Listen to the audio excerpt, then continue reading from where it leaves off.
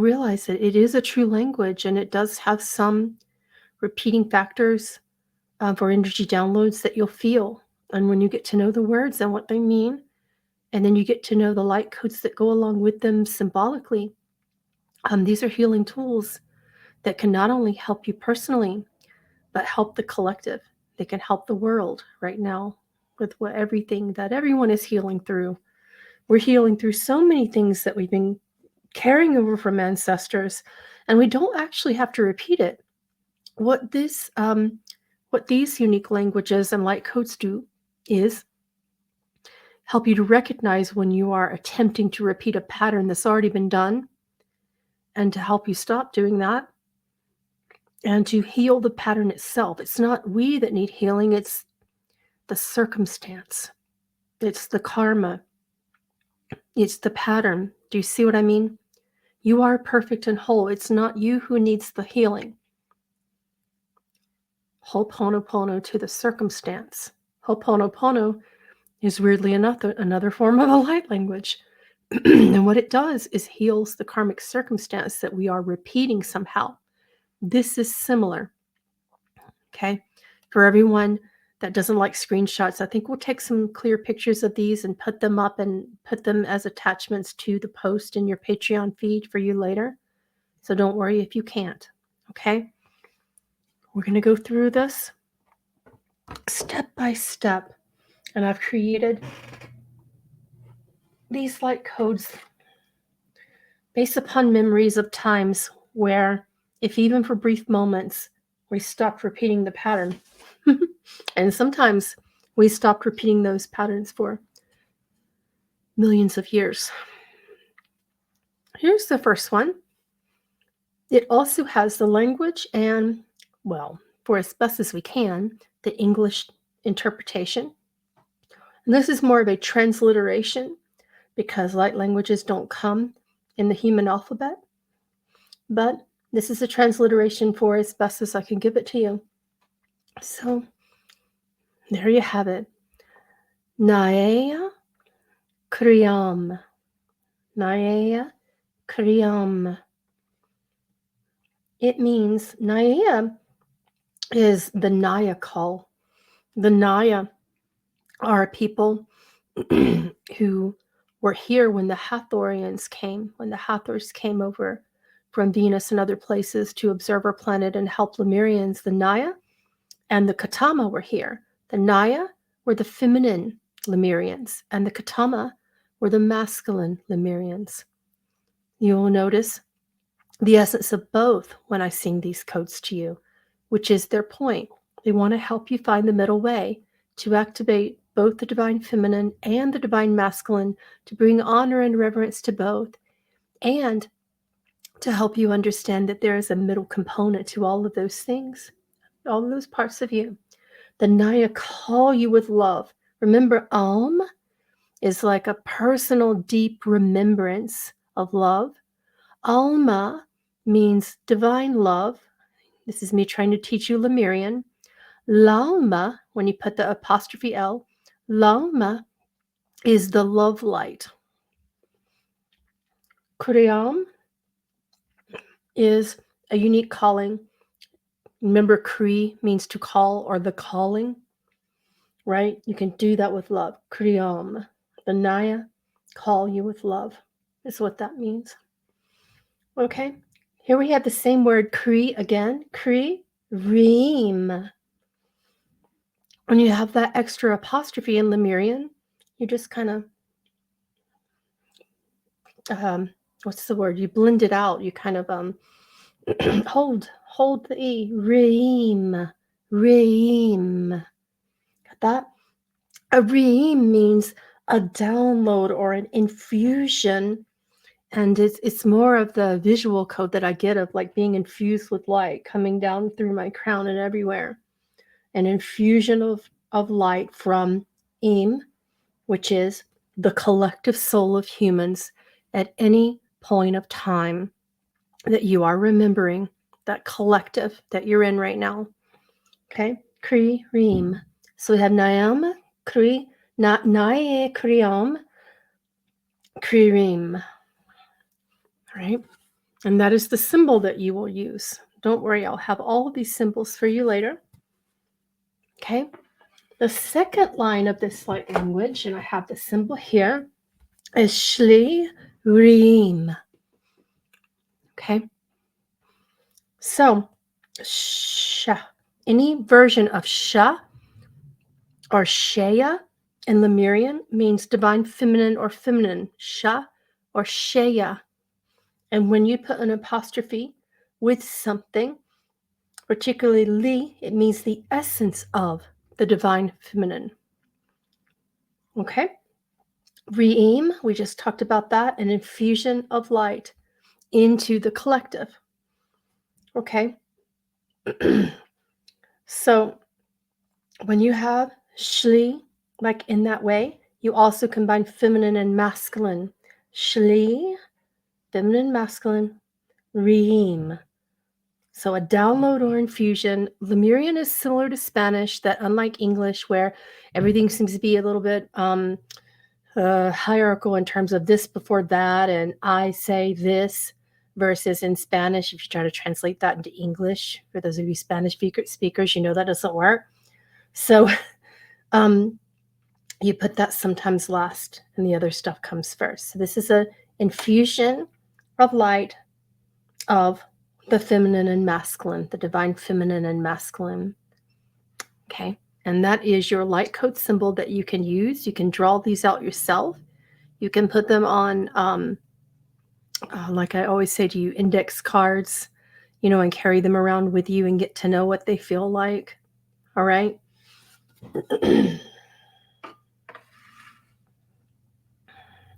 The next one is a little different, right? Syrie e le Elohim. It is what it sounds, the collective of Sirius and Lemurian Elohim beings. Le'e is a blending of Elohim with angelic Lemurian beings. So Elohim angelics and Lemurian beings, that collective there, were first still on Earth in light bodies before they became Lemurian bodies. So that remembrance of something that was unity before polarity got involved. Those Lemurians, the angelic souls, is what that's about. Syrie e le Elohim, the collective of Sirius and Lemurian Elohim beings. Shaestra, this one, Shaestra, Kriya Neaya. Kriya Neaya. Sometimes there's an E in there, and there that comes out too when I say it. Kriya Neaya. The cosmos brings us all together now. It's not just a togetherness or unity in Kriya Neaya. It is a essence of coming together in unity in the now, not the past, not the present. If you have to heal something, even if you think it's the past, bring it to the present moment. They're all space and time infinitum and beyond it. Shaestra is the cosmic light of the stars, is what it means, or the cosmos. So this is sort of like a command. This is sort of like recognizing in alchemy that the cosmos, when you say this, it commands it to be, because the now is the most important. Okay? Syrie Elohim Shaestria Kurianiaya. That's what that one is. Okay?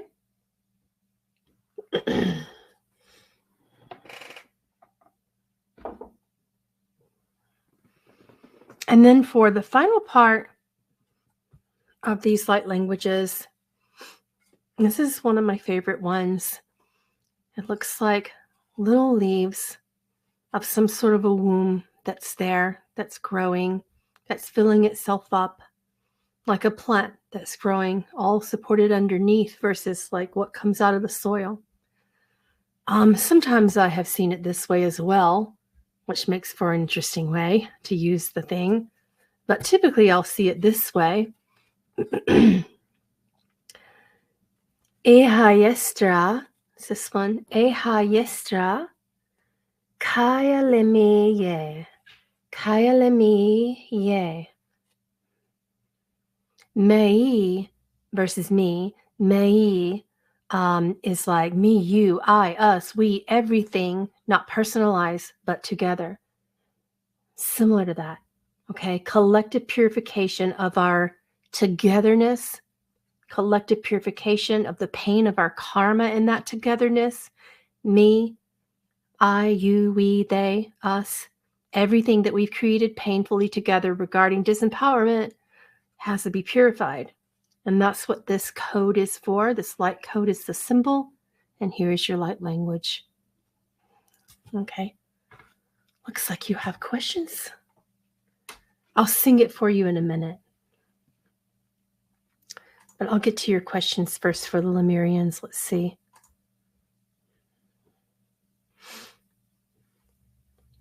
They did want to say that all the pain that we keep carrying through in terms of what you think is the worst of the worst of the worst with everything that's going on right now, that it's been worse many times before and much worse than this, and that we actually are making progress. It's one of the things they want you to know, and that the release of all of this, collective karma, that that you're making more progress than you think. Okay? So the cycles of shame and disempowerment that we're working through right now involve shame about where we're from, shame about our background, shame about our religions. We have shame for what was formerly the cornerstone of our personal and collective identity. And we seem to be carrying this through a lot of enmeshment trauma. Do you guys know what that is? When you're deeply enmeshed with other people and their cultures and conditions, and also their belief systems, to the extent that you can't really get a firm grasp on who you are personally and collectively. It's not that we're personally losing identity. It's more that we're breaking down old patterns that didn't work. And in that process, we don't really have a new foundation. The good news is we don't need one. We get angst when we think about something new. The hard news from the Lemurians is that we think we need one, and that gives us great angst when we don't have what we think we need. What we actually need is to remember the old sacred ancient bonds from our ancestors, regardless of the pain that it caused when certain cycles didn't work and throughout various wars. We need to also remember that those foundations built for a God and goddess identity, and even beyond gender, it built for a unique social identity, source identity, cultural identity where everyone was included, an inclusive identity without race or gender being the dominant factor, initially without race or gender being any factor. You had to build into a race and gender identity. So to try to remember something beyond race and beyond gender, and including race and gender, to try to remember those moments of your true ancestral foundation, and to remember that it's great to have discernment and a personal identity as well. Those are your choosings. They're dreams, but they're beautiful ones. And there's no reason to have to let them go in this process if they are serving you. But if they're not serving you, this is what these codes do. Okay? So we have collective cycles of shame and disempowerment coming from people telling us that we should fight for our freedom. That's not a modern thing. You may think that it is a modern thing, but the Lemurians are saying that that's as old as time itself, that humans have been doing that you have to fight for your power, that you have to fight for your truth to be heard, that you have to fight things all the time for there to be any peace. And how? They're saying to you, how does that make sense? That concept birthed internal and external, private and worldwide wars. So what now? Why do we need to fight for what we already have? Is their question to you. Just something to ask yourself right now. So those are some of the shame and disempower cycles that we're working through that we no longer need. And I'm going to tell you something. They've told me many times, and they're saying it again today, that Lemurians healed that. Your ancestors have healed it. So even the concept that they need your healing is false. Even the concept that you need healing is also false. This is going to be don't let the head get in the way of this. This is going to be a tough one to break through with the ego. What needs to be healed is your belief that you are not whole. What needs to be healed is your belief that you have a circumstance of needing to fight for peace, needing to fight for power. That is creating the karmic angst that we are all working on releasing today. So we are releasing emotions and feelings from a circumstance of disempowerment that we have created, but it is not a true circumstance. It is an elusive circumstance. It is an illusion. It is a dream, albeit a persistent one. Do you understand how persistent it can be that we believe this? Okay. What have you been going through? Oh, I don't want to pull it into today's work. Go listen on YouTube. Yeah, if you feel like it.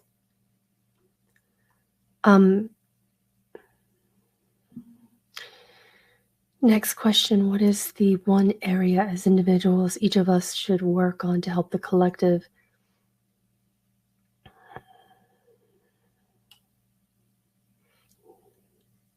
The one area.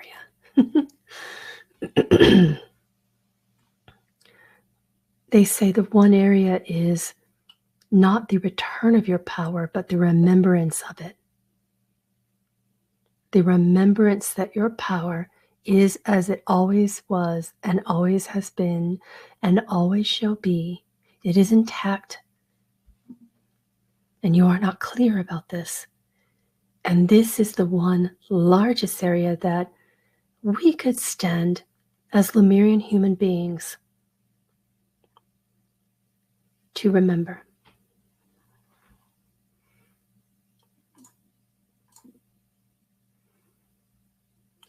Today is not the channeling of Thoth. Maybe another day. Let's see. Let's read this next one.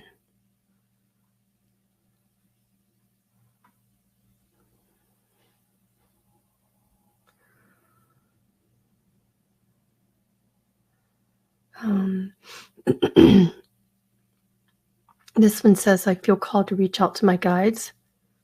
The Lemurians are saying, what's stopping you? It also says, I feel that one of the many creative projects brewing in my mind are going to become something new and part of my purpose here and now. Possibly working with healing addictions, and I get the feeling this is urgent work. That is urgent work. They're all nodding for you, giving you the Elohim cheer. When you give the Elohim cheer, they sing these through angelic symbols. They sing the symbols, and it's really beautiful. And they say it like 3 times all together, and then raise their hands like that together, and then go back down. It's kind of like we raise our hands to you and we bow, and do it 3 times. So it's Shadae, Shadae. They're doing that Shadae, Shadae, like cheering you on.